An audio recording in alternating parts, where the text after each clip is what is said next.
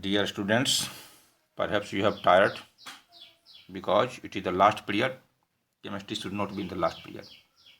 Now, the new topic that you have to study is colligative property. What is colligative property or what are colligative properties? The properties of the solution which depend directly on the number of solute particles, not on solvent particles, are called colligative properties. Which colligative properties are independent of mass, means it does not depend on mass.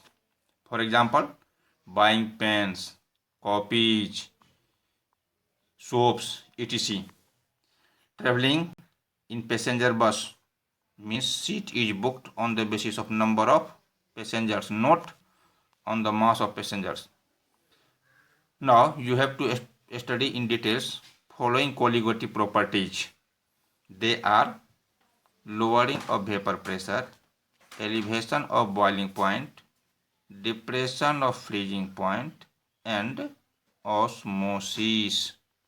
Now, first topic is lowering of vapor pressure. If a non-volatile solute is added in a pure solvent, then vapor pressure of the solution is decreased. This phenomenon is called lowering of vapor pressure.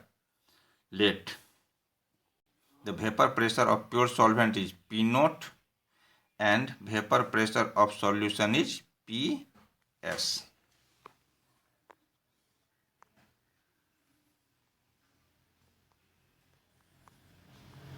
Therefore, lowering of vapor pressure will be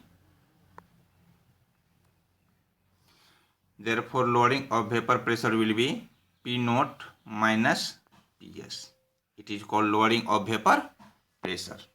For example, if a small amount of sugar, rice or pulse etc. is added in a boiling solvent, then it is clearly seen that the vapor pressure of the solution is decreased, and you have seen it during the preparation of tea also. Now, relative lowering of vapor pressure. What is relative lowering of vapor pressure? The ratio of lowering of vapor pressure of a solution to the vapor pressure of pure solvent is called relative lowering of vapor pressure. Now, let vapor pressure of pure solvent is P naught, vapor pressure of solution is Ps. Therefore, lowering of vapor pressure will be P naught minus Ps. Now, relative lowering of vapor pressure. Relative lowering of vapor pressure. It will be equal to P naught minus Ps by P naught. Again, you have to study it and you can explain or you can clearly understood by plotting a graph also. For example, lowering of vapor pressure can also be understood clearly by plotting a graph. See the graph, and on y-axis there is vapor pressure and x-axis temperature. Then suppose it is a vapor pressure curve of pure solvent and other is vapor pressure curve of solution. It is clearly indicated here that P naught is the vapor pressure of solvent and Ps is the vapor pressure of solution. So it clearly indicated here P naught is more than Ps, means it increases in upward direction. So Ps is less than P naught, and hence lowering of vapor pressure will be equal to P naught minus Ps. Now, law of relative lowering of vapor pressure. law of relative lowering of vapor pressure means it is comparative study. What is law of relative lowering of vapor pressure? The vapor pressure of a solution is equal to the mole fraction of a solute. Mole fraction of a solute. You have read mole fraction in class 9. What is mole fraction? It is the ratio of number of moles of one component to the number of moles of all components. Suppose there are 4 components: oxygen, nitrogen, hydrogen, oxygen, etc., carbon dioxide. Then what happens? Suppose you have to calculate the mole fraction of oxygen. Then mole fraction of oxygen will be equal to number of moles of oxygen by number of moles of oxygen plus carbon dioxide plus nitrogen, etc. Here the chapter is solution. So solution consists of only 2 types of substances, that is solute and solvent. So let the number of moles of solute is N1 and number of moles of solvent is N2. Therefore mole fraction of a solute, that is X1. Mole fraction of solute is indicated by X1. Mole fraction of solvent is indicated by X2. So mole fraction of solute, that is X1, is equal to N1 by N1 plus N2.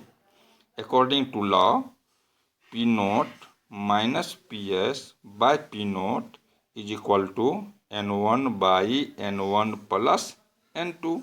It is equation 1. Now, since number of moles of a solute is negligible in respect of total number of moles of solvent or solution, means in respect of solvent, number of moles of solute is very less.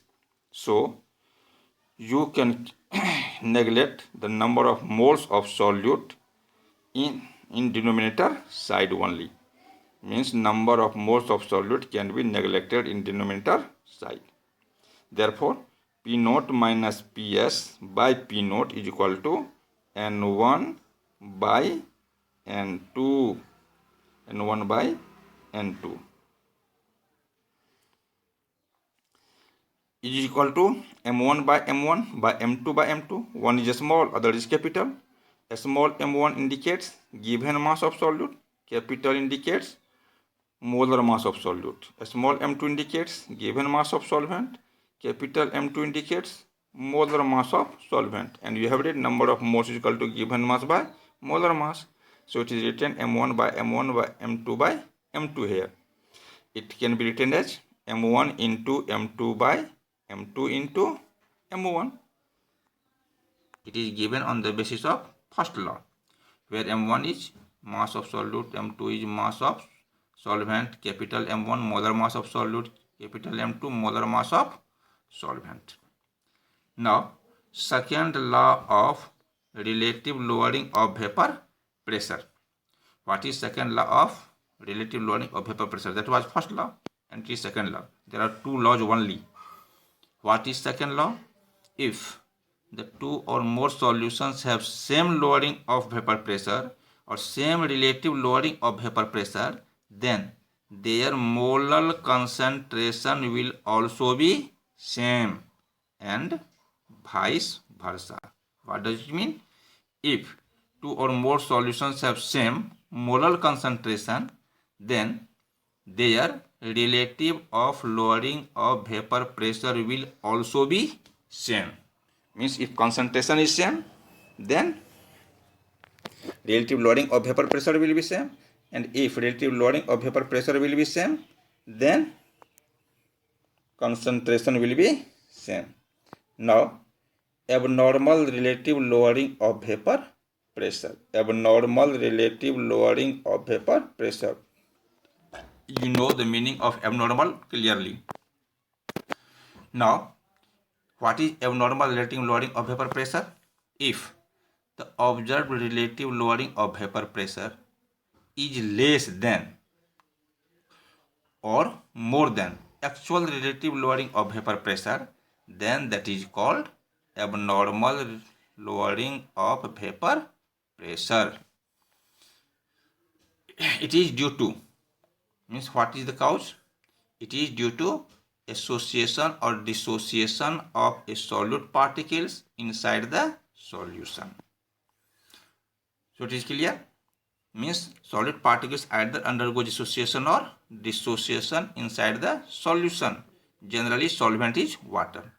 For example, if sodium chloride is added in water, then it dissociates completely as Na plus and Cl minus. Means when NaCl is added in water, it divides into two equal parts, Na plus and Cl minus. Here dissociation takes place, so the calculated lowering of vapor pressure or relative lowering of vapor pressure will be more than actual relative lowering of vapor pressure. Now, second example.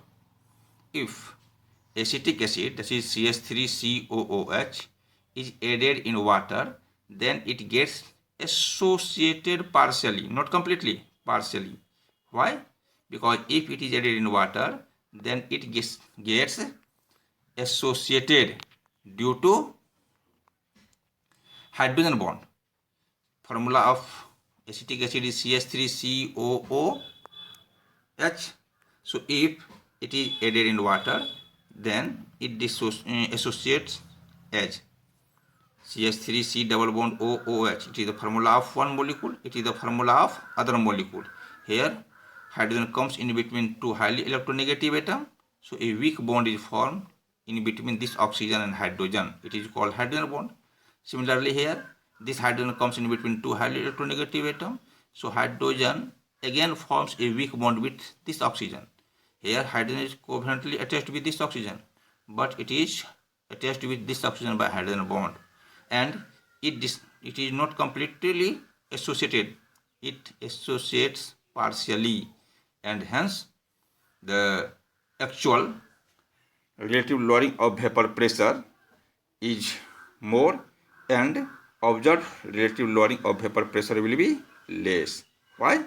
Because number of molecules here is decreased, means number of solid particles is decreased due to association, and thus it shows abnormal relative lowering of vapor pressure.